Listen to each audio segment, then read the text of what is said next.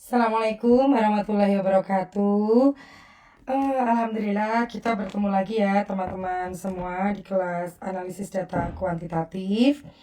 Alhamdulillah kita melanjutkan uji asumsi kita yang kemarin baru sampai pada uji normalitas. Hari ini karena materi mengenai homogenitas dan juga linearitas ini cukup sedikit gitu ya. Jadi video tutorial dan juga pembahasan mengenai uji homogenitas dan linearitas Bu Astri jadikan satu ya. Oke.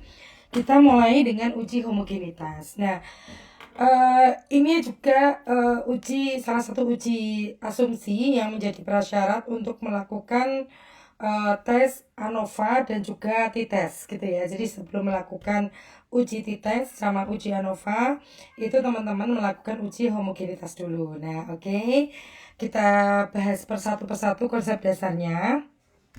Nah, uji homogenitas dihitung untuk mengetahui apakah kelompok dalam penelitian tersebut homogen atau tidak.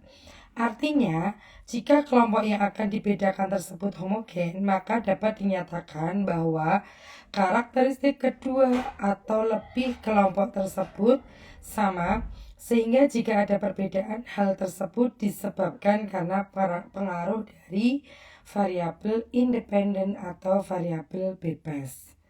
Gitu ya. Jadi tadi uji homogenitas itu dihitung untuk mengetahui apakah kelompok dalam penelitian tersebut homogen atau tidak. Artinya, jika kelompok yang akan dibedakan tersebut homogen, maka dapat dinyatakan bahwa karakteristik kedua atau lebih kelompok tersebut sama. Sehingga jika ada perbedaan, hal tersebut disebabkan karena pengaruh variabel independen atau variabel bebas. Nah, ini pengambilan keputusannya, prasyarat pengambilan keputusannya adalah jika hasil nilai signifikansi lebih dari 0,05, maaf 0,05, P-nya lebih dari 0,05, maka dinyatakan homogen. Sedangkan hasil P kurang dari 0,05, data dinyatakan tidak homogen. Jadi kalau tadi sama ya, kayak normalitas juga. Nah, ini kalau P-nya lebih dari 0,05, maka data dinyatakan homogen. Sedangkan apabila signifikansi atau P-nya kurang dari 0,05, maka tidak homogen. Gitu nggih. Nah, ini jelas sekali ya, mudah sekali, nanti Bu Astri tutorialkan di SPSS. Nah, kemudian ini jika pada data penelitian tidak memenuhi gitu ya, jika data penelitian memenuhi uji asumsi homogenitas, yaitu syaratnya P lebih besar daripada 0,05, maka dapat dilakukan pengolahan data menggunakan teknik statistik uji perbedaan. Nah, ini ya. Tetapi, jika penelitian tidak memenuhi uji asumsi tadi homogen atau tidak homogen artinya ya, maka dilakukan pengelolaan data menggunakan non-parametrik. Nah, ini ya, ini di buku panduan ada langkah-langkah analisisnya. Kita langsung saja praktek dengan Bu Astri ya. Ini ya, kita masuk ke SPSS. Nah, ini data yang sudah teman-teman input gitu ya, yang tadi pada saat pembahasan uji normalitas sudah Bu Astri tunjukkan cara menginputnya ya seperti apa, dan cara membuat nilai rata atau nilai penjumlahan dari total semua jawaban per variabel gitu ya, udah dipindah. Kita tinggal membuat tesnya sekarang. Klik sama analyze. Kemudian setelah analyze, karena kita mau mencari homogenitas, kita klik compare means. Kemudian kita cari yang one way ANOVA. Nah, ini karena Bu Astri sudah sering menggunakan ya, tadi sudah menghitung juga, karena ini riset Bu Astri yang sudah dihitung ya. Ini sama ya, ini saya kembalikan dulu biar teman-teman mudah. Nah, ini kita masukkan di sini gitu ya. Kita masukkan untuk di variabel x-nya, kemudian ini variabel y-nya. Nah, ini kemudian setelah itu seperti ini ya, jelas nih. Nah, ini kemudian kita klik option. Nah, di sini option. Nah, Ini misal belum ditulis gini masih kosong, kita cari kata-kata, klik di centang bagian homogeneity of variance test. Nih kita centang, klik. Nah, setelah dicentang kemudian di missing value-nya gitu ya, kita klik exclude case analyzed by analysis gitu ya. Kemudian continue, kemudian oke, kita tunggu running sama ini, kita tunggu outputnya. Nah, sudah muncul ya di sini ya. Kita perhatikan nilai signifikansinya semuanya, hampir semuanya ini ya. Kalau di sini kan ada beberapa pilihan di sini ya, kita lihat interpretasinya based on mean, nilai rata based on median, nilai tengahnya. Nah, based on median and with adjustment if gitu ya, DF division DF ya, itu kemudian based on trim mean. Nah, ini dari sini kan teman-teman bisa ketahui bahwa rata-rata dari semua variabel itu nilainya lebih, signifikansinya lebih dari 0,05. Itu artinya bahwa bersifat homogen data itu. Seperti itu ya. Jelas ya teman-teman ya. Nah, ini jadi kalau homogen, karena ini sebagai prasyarat teman-teman untuk melakukan uji ANOVA. Nah, ini harus kita pindahkan ke Word gitu ya untuk tes gitu, karena ini menjadi syarat dari ANOVA dan dites. Kalau sudah homogen berarti teman-teman bisa mengolah data teman-teman ini menjadi dengan ANOVA dan dites. Sudah paham ya sampai sini ya? Nanti ini cara memindahkannya tinggal di copy saja gitu ya. Di copy ke ini ke Word gitu ya, tinggal klik kanan, copy, dan kemudian paste di di Word seperti itu, atau di export juga bisa. Oke, jelas ya untuk tes homogenitas. Kita lanjutkan lagi ke tes berikutnya, yaitu kita akan belajar mengenai uji asumsi yang terakhir, yaitu linearitas. Nah, uji linearitas. Nah, ini teman-teman, nah, konsep dasar dari uji linearitas ini dihitung untuk mengetahui gitu ya, apakah data penelitian tersebut linear atau tidak. Artinya, data tersebut mengikuti garis linear korelasi atau tidak, dan apakah mengarah korelasi atau hubungan negatif atau positif. Ulangi sekali lagi. Uji linearitas dihitung untuk mengetahui apakah data penelitian tersebut linear atau tidak. Artinya, data tersebut mengikuti garis linear korelasi atau tidak, dan apakah mengarah korelasi atau hubungan negatif atau positif. Nah, ini untuk syarat pengambilan keputusan, yaitu jika hasil P atau signifikansinya kurang dari 0,05, maka dinyatakan data itu linear. Tetapi jika P-nya lebih daripada 0,05, maka data tidak linear. Ini ya, ini signifikansinya. Nah, kemudian jika penelitian memenuhi uji linearitas, signifikansi kurang dari 0,5, maka dapat dilakukan pengolahan data menggunakan teknik statistik uji hubungan. Kemudian, jika data penelitian tidak memenuhi uji asumsi linearitas, maka dilakukan pengolahan data menggunakan non-parametrik. Atau gini juga, ini ada buku modul kemarin yang sudah Bu Asri bagikan ini untuk asumsi linearitasnya itu seperti ini.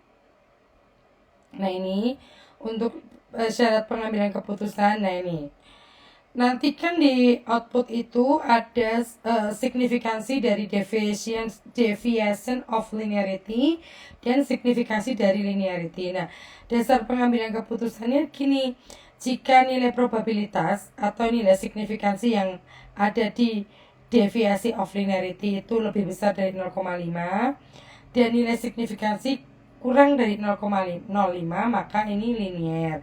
Tapi sebaliknya, jika probabilitasnya kurang dari 0,05 dan signifikansinya lebih dari 0,05, maka ini tidak linear. Seperti itu ya teman-teman. Nanti bisa dibaca di kalau mau mengambil keputusan, teman-teman nanti bisa lihat lagi di buku panduan yang sudah Bu Asri bagikan, dan juga mengulang-ulang video untuk bisa mengetahui bagaimana cara untuk melakukan analisis. Oke, untuk tahapan-tahapannya langsung saja ya, kita kembali ke laman SPSS. Nah, ini datanya masih sama, kita kembali ke data ini ya. Kalau mau kembali ke data, klik yang ada tanda panahnya ini. Nah, oke. Kita langsung saja ke analyze gitu ya. Ini kita mau melakukan uji linearitas, kemudian compare means, pilih means gitu ya, pilih means. Nah, ini sama ini ya, tadi sudah ada ya. Kalau kalian sudah melakukan uji sebelumnya, pasti yang di sini akan mengikuti. Nah, ini kemudian setelah klik means, teman-teman sudah memindahkan variabel yang akan dilihat linearitasnya di dependent dan juga layer 1 of 1 gitu nggih. Terus kemudian pilih option, kemudian klik nih ya, test for linearity ini, kemudian continue. Nah, kemudian klik OK. Nah, kita lihat ya untuk test of linearity. Nah, ini kan ada tanda ya di sini. Biasanya kalau kita tuh mengolahnya itu dalam satu waktu gitu ya, biasanya outputnya juga langsung sama. Misalnya ini one way ANOVA untuk lihat homogenitas, test of homogeneity. Nah, ini ada tulisannya one way ANOVA. Nah, ini dengan means, tadi kan compare means ya. Nah, ini case processing summary kita lihat pada ini. Nah, yang mana nih ya? Oke. Jadi kalau nggak ada ya sebentar. Nah, ini dia yang ini bagian ANOVA table ini juga. Nah, means kita lihat di ANOVA table yang report. Nah, ini kan ada dua nih ya teman-teman. Bisa lihat kursornya Bu Astri nggak nih ya? Ini ada apa ini namanya? Linearity. Nah, ini adalah signifikansi dari linear. Kemudian ada deviation from linearity. Nah, ini tadi syarat dia linear apabila signifikansi pada baris linearity-nya itu kurang dari 0,05 dan probabilitas atau signifikansi dari deviation from linearity itu lebih dari 0,05, maka dikatakan linear. Nah, kita lihat sekarang di sini gitu ya. Ini nomor 1 ini linear gitu ya. Nomor 2 ini, nah ini nanti perlu kita lihat lagi gitu ya. Karena ini semuanya lebih dari 0,05. Kita ini perlu ditanda bintang gitu ya. Nanti Bu Asri seperti apa, cek lagi di yang lainnya. Yang nomor X3-nya ini linear. Kemudian yang ini malah kecil ya nih. Nah, ini tidak linear. Kemudian ini yang ini linear dan ini linear, seperti itu ya. Oke, jadi rata-rata semuanya linear. Teman-teman nanti ketika memindah sama dengan cara mengcopy kemudian dipindahkan ke Word seperti tadi yang sudah Bu Asri contohkan pada saat teman-teman melakukan uji normalitas. Nah, ini nanti kalian semua kalau membuat laporan riset itu harus ditulis gitu ya. Oh, jadi analisis data itu seperti ini, hasilnya ini gitu ya. Ini sebagai prasyarat bahwa hasil uji linearitasnya seperti ini dijabarkan. Misalnya pada faktor X, faktor SDM gitu ya, faktor lembaga, hubungannya terhadap Y itu adalah linear gitu ya. Ditunjukkan dengan nilai signifikansi kurang 0,05 dan juga probabilitasnya lebih dari 0,05. Jadi disebutkan seperti itu. Jadi ketika itu linear maka bisa dilanjutkan dengan uji parametrik atau uji beda dan sebagainya. Itu nggih. Jadi teman-teman nanti silakan dicoba, ini sama cara menyimpannya. Save as gini ya. Kemudian ini Bu Astri masukkan ke aja. Kemudian ini adalah uji homogenitas ya, homogenitas dan uji linearitas. Nah, tinggal di save, karena kalau di SPSS seperti yang Bu Astri kemarin jelaskan di awal kita pengenalan SPSS itu bahwa di kita itu antara ini ya, Windows atau jendela dari output dengan input data itu berbeda. Nah, nanti kalau kalian lihat ini kan output, ini adalah input. Nah, ini kan tandanya beda. Kalau output itu biru, ini teman-teman bisa lihat di pojok sini biru.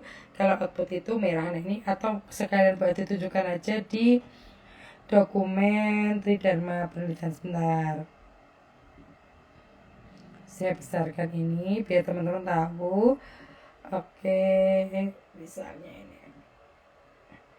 Nah, ini ya hasil data akhir. Nah, ini kan yang input ini tandanya merah gitu ya, seperti ini ya untuk apa namanya filenya. Kemudian yang hasilnya ini tandanya biru. Jadi nanti ketika teman-teman itu mengolah bisa langsung jadikan di satu file hasil olah data itu bisa kan, atau bisa juga disendiri-sendirikan ya Bu, hasilnya uji normalitas sendiri, uji multikoliniaritas sendiri, uji homokedastisitas sendiri dan sebagainya itu bisa dilakukan sendiri-sendiri seperti itu ya. Kemudian uji ANOVA dan sebagainya dilakukan sendiri-sendiri itu bisa. Yang intinya ini memang sendiri-sendiri gitu bisa, tapi ini memang di SPSS itu berbeda tandanya. Nah, ini seperti itu teman-teman, semoga bermanfaat, nanti silahkan dipraktekkan. Semoga ini nanti bisa teman-teman gunakan sampai lulus ya, menjadi praktisi, bisa bermanfaat untuk penggunaan teknik analisis data statistik menggunakan SPSS. Terima kasih, semoga tetap sehat dan semangat gitu ya meskipun di masa pandemi. Yang penting kita semua bahagia dan sehat, tetap di rumah. Cukup sekian, wassalamualaikum warahmatullahi wabarakatuh.